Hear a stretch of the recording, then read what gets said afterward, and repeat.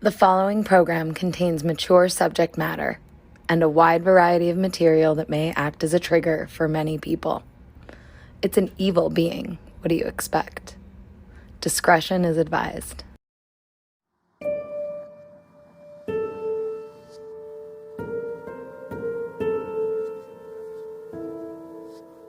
This is the true story of Deborah Moffat, who grew up in the small town of Binghamton, New York, with a population of less than 45,000 people. Yeah, there was the zoo and the parks, a movie theater, but generally not a lot to do. In any case, Deborah found one source of entertainment that captured her attention: wrestling. At first it was just something on the TV playing in the background, but before long, Deborah had become a huge fan of the matches and of the storylines. But small towns never have the entertainment options of big cities, and one wrestling show a week didn't really seem like enough. Little did she know at that time, but the fact that she had become a wrestling fan would end up being the spark that would ignite a long, strange trip. That adventure that would change her life in ways she could never imagine. And I learned all this as I, armed with a cheap audio recorder, Okay. Let's watch that for a second. sat down with Deborah Moffat Deborah Moffat. at her large wooden table at her home. This is A Shock in the Dark, Mr. Entity. Episode 1. I heard some interviews with you, and then that brought me to YouTube to see some of the videos online. And the reason I'm here is I've heard a lot of ghost stories, paranormal stuff, but you seem like such a credible person. Thank you. You're just talking about what happened to you. Right. It was amazing. I mean, it was a terrifying time, especially for my mother-in-law and my husband. Mm-hmm. But it was, when you think back about it, now I can think back on it because I'm not living it. So it was the most amazing things happened. Yeah, I was gonna say, if it wasn't for the dangerous stuff and the destruction, it would be pretty much a fantastic positive experience, wouldn't it? Really, because I learned a lot of things. Yeah. I mean, you read about these type of things happening, you think people in other dimensions, ghosts, demons, because I still don't know what Mr. Entity was. I have no idea. Well, let's start from the beginning for people who haven't heard the story. It all really started before you were involved. Let me ask one question quickly. How did you meet your husband? I met him through wrestling tapes, actually. Really? Yes. I was a wrestling fan, and we didn't get much wrestling in my town, and he had advertised in a wrestling magazine he wanted to trade wrestling tapes. So actually, that's how it started. We started trading tapes. Awesome. And then we started talking and getting closer, and he started telling me about his family, and pretty soon I came out and never left. And where were you originally from? Binghamton, New York. Oh, okay, cool. And you came out here to what's the city, the town called of where this stuff happened? Rancho Cucamonga. Okay. So before you were with your husband, before you guys moved in, I think some stuff had happened with your mother-in-law's mother. Is that correct? Everything I can tell you about that, it's just hearsay because I wasn't there. Right. Just things he told me. There was a story that when she was young, she'd become lost in the woods, and she was petrified. This was in Italy, because they were from Italy, Sicily. And supposedly the Virgin Mary came and led her out of the forest. That was one story that the family, always told because they were so actually kind of proud of it. Right. Every story. I mean, every family has their family stories, right? So it's a Catholic family. They're very Catholic. Right. At least my mother-in-law was. Right. My father-in-law had converted to Catholicism, but I don't think he was religious one way or the other. Gotcha. This is where everything really started. As Deborah's careful to point out, it began before she moved across the country to California. Another paranormal event would involve this same woman, her husband's grandmother, again. But this time, she would be a sick, elderly woman who was now living with a hospice caretaker. What happened was, this was back in I think it was 84. And they lived down on Archwell Avenue in Rancho Cucamonga. And it's a corner lot, and there were like 3 houses right on the stretch of land. My husband's aunt and uncle lived in the first house. My husband's mother and father lived in the next house with my husband. Then there was another house, and that's where my mother-in-law's mother lived. Gotcha. She was like in her 90s, and so she needed someone to live with her. So my mother-in-law hired a housekeeper from Guatemala to take care of her. And supposedly that's where it all started. At least when we tell people, that experts that used to come to the house, they would try to find out, well, how did this begin? Right. And that's where they thought maybe this happened. It started because she didn't want my mother-in-law's mother to die, because if she did, she'd lose her job and she had to go back to Guatemala. Right. So evidently she practiced some type of ritual magic. And I guess Like a Santeria type thing? Or, okay. Yeah, because a lot of questions I asked Todd, because Todd knew a lot about all this kind of stuff, and so he answered a lot of my questions. He believed it was Santeria also. When my mother-in-law went to clean the house after her mother had died, she found blood, symbols, feathers, broken rosary beads. And what did she make of that? She didn't know. She was just frightened of it. Yeah. She wanted it cleaned up and didn't want to go back in that house and rented it out. But so that's supposedly where it was released, whatever they think. That's how Mr. Entity came to be. That housekeeper, can you tell us about the night that she left? Okay. This was actually the day that my mother-in-law's mother died. Okay. They had been in the hospital 2 or 3 days. Juanita didn't want to leave her side. She stayed with her for like 2 or 3 days by her side. Finally, my mother-in-law told her, you have to go home, get some rest, change clothes, then you can come back. When she was gone, my mother-in-law's mother died. Okay. Juanita was worried because, she was going to have to leave. Went back to the house to spend the night there because that's where she had been living, so she just went back home. During the night, about 3 o'clock in the morning, she called my mother-in-law in hysterics, saying, please help me. You have to help me.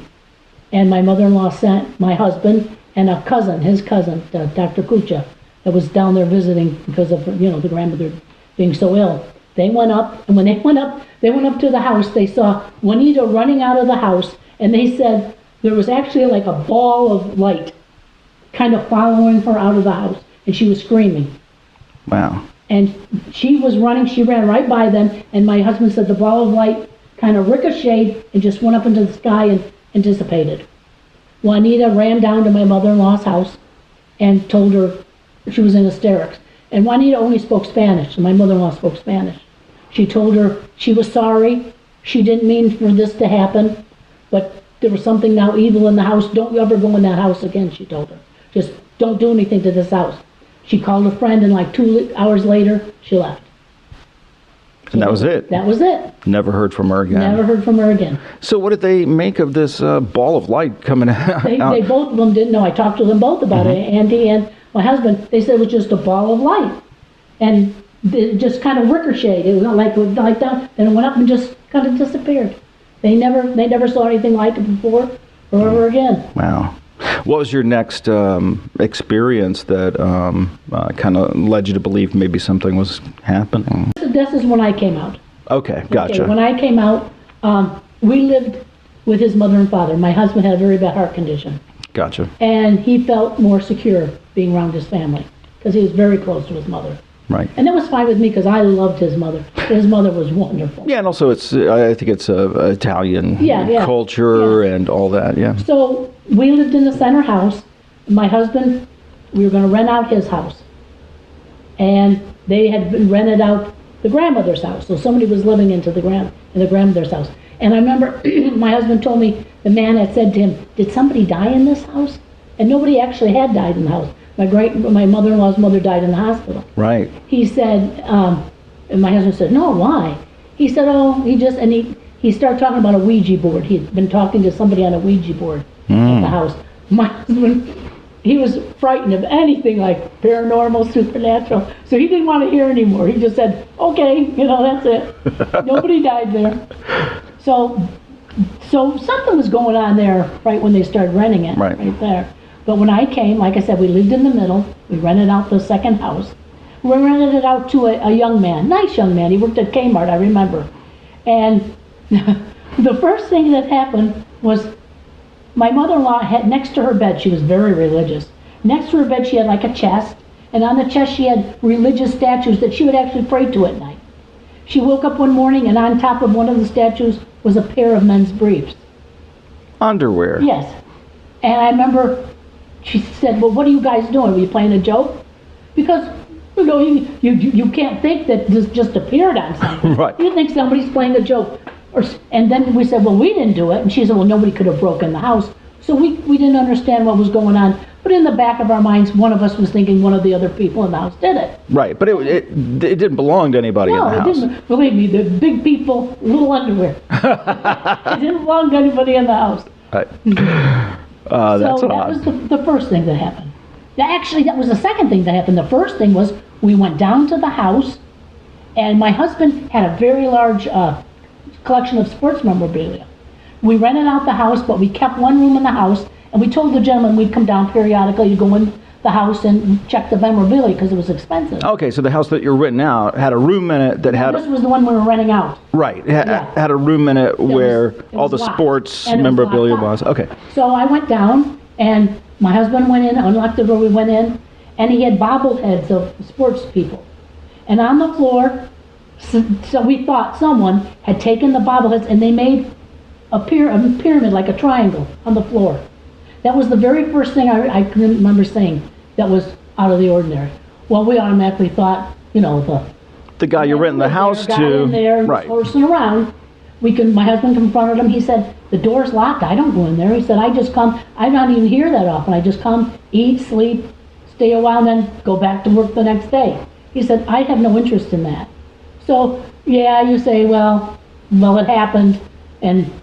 Naturally, you assume he got in there somehow. Okay, so that was fine. Then the next thing was the briefs on the statue. That happened next. And explain what an apport is. We learned, at the time we didn't know what an apport was. An apport is something that is moved without somebody physically moving it. It's like you can turn around and nothing's there, you turn around and something's there. Right. And nobody physically put it there. Right. So that's an apport, and Mr. Entity used to bring apports all the time. All the time. So now more and more things kept coming to the house. Right. At first we didn't know who they belonged to, but then we started getting some receipts and they had his name on them. So then we knew, oh, this stuff is coming from the other house. That would require an explanation, Right. wouldn't it? And we knew the man wasn't coming into the house physically and bringing the things there. Then the other option is somebody would go into his house, take his stuff, and bring it back. So we had no idea really what was going on. But from that point, my mother-in-law started to get which you can't blame her, because when I look at things like that, I think, oh wow, what's happening? Right. This is kind of interesting. She was looking at it, something's happening, I can't explain it, I'm afraid of it. Right. That's the way she looked That at is it. a natural And my reaction. husband, that's the way they looked at it. Anything unknown, people are afraid of. My father-in-law was kind of, I don't care, Yeah. It was like, yeah. who cares? I know that guy. Yeah. Yeah. Whatever. So next thing that happened, we went down to the place and we found writing on the walls. And it looked like it was like with a crayon. And it was over all the light switches, the on and off switches. We would find a triangle with a tail. Sometimes there were crosses, X's, different symbols that you recognized as just symbols, but you didn't know meanings to them. Right. So there wasn't anything you recognized as Any kind of communication, they were just symbols. Right.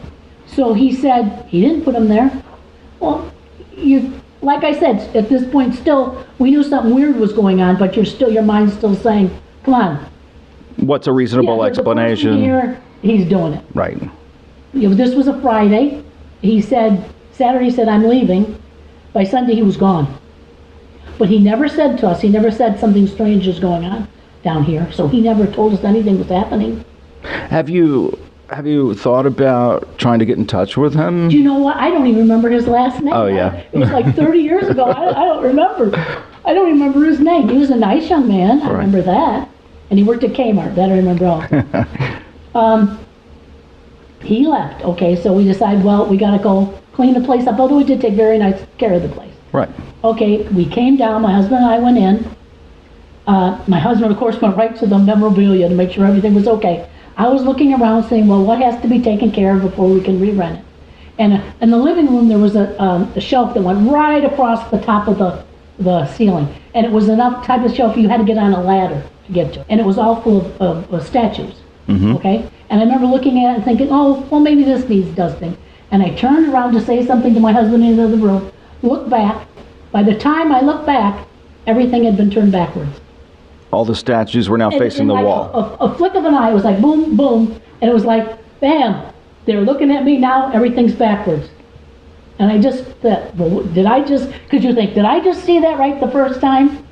So I said, but Bill, you got to see what happened out here. Of course, he said, you're imagining things. Right. The tenant probably just was screwing around, all right? You didn't see what you thought you saw. And at that point, you back in my head think, oh no, you knew what you saw. But you can be convinced that you didn't. Well, that's so unusual. Yeah, that's I probably made a mistake. A better explanation is that you made a mistake.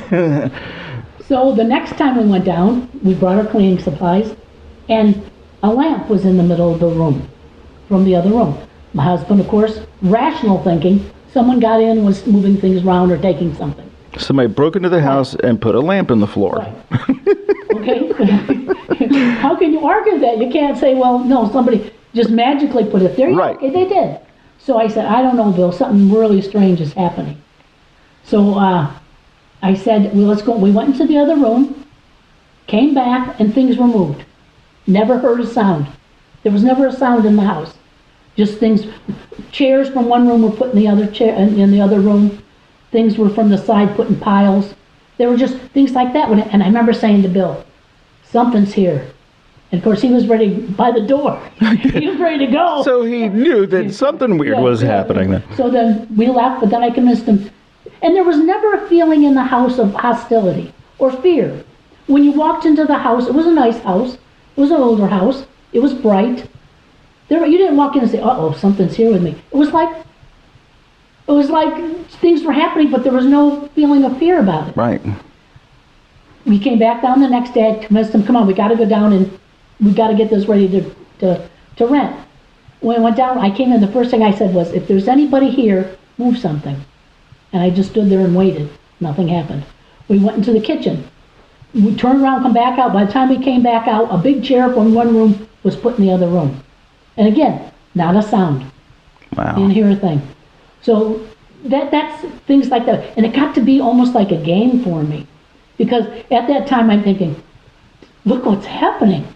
I'm saying to something that I can't see, move something, and it's doing it. So it had begun. At this point, we've definitely got some paranormal activity happening between the furniture and the statues moving, a strange symbol showing up. But aside from some men's underwear that show up on the bedside table, the activity seems to be, in large, happening at the house they own next door. But, as we'll find out in the next episode, the strange entity next door is about to come over for a visit. And the activity is about to take a horrifying turn. That's on the next episode of A Shock in the Dark. Until then, good night, whoever you are. You've been listening to A Shock in the Dark, Mr. Entity. Make sure you never miss an episode by hitting the subscribe button. Until next time, as our narrator says, good night, whoever you are.